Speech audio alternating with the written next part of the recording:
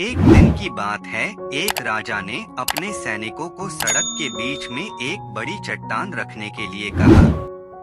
चट्टान को बीच सड़क में रखवाकर राजा ने अपने सैनिकों से छुपकर उस चट्टान पर नजर रखने के लिए कहा और कहा कि देखना उस चट्टान को रास्ते से कौन हटाता है। लोग उस जगह पर आते रहे और जाते रहे, लेकिन किसी ने भी उस चट्टान को रास्ते से हटाने की कोशिश नहीं की। उस चट्टान के पास से लोगों के गुजरने वालों में राजा के कुछ करीबी लोग और शहर के बड़े व्यापारी भी शामिल थे, और उनमें से कुछ लोग तो राजा को ही कोसने लगते कि क्या राजा इस चट्टान को भी रास्ते से नहीं हटवा सकता। लेकिन किसी ने भी उस चट्टान को रास्ते से हटाने का प्रयास नहीं किया। ऐसा काफी दिनों तक चलता रहा।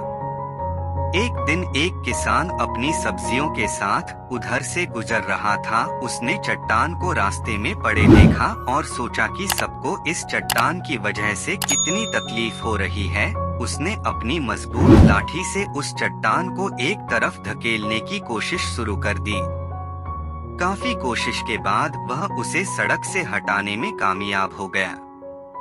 चट्टान रास्ते से हटाने के बाद किसान अपनी सब्जियों को उठाकर जाने ही वाला था कि अचानक उसकी नजर एक पोटली पर गई जो ठीक उसी जगह पड़ी थी जहां से उसने वह चट्टान हटाए थे।